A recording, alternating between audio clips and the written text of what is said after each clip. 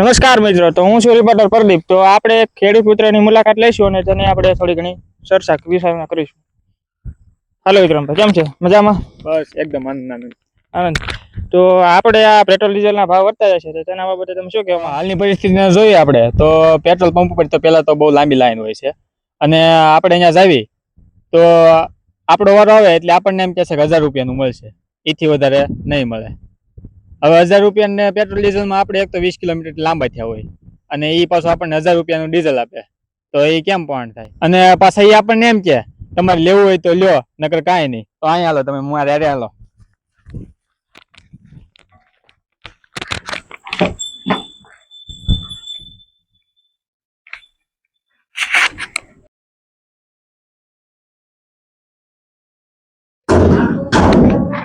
જો આમાં ઘઉં ભર્યા છે, આ એક, આ બે, આમાં ઘઉં ભર્યા છે, જ્યાં 3 અને આ 4.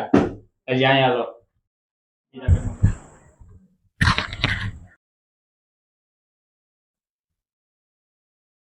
અને જો આ હાલો હજી અહીંયા.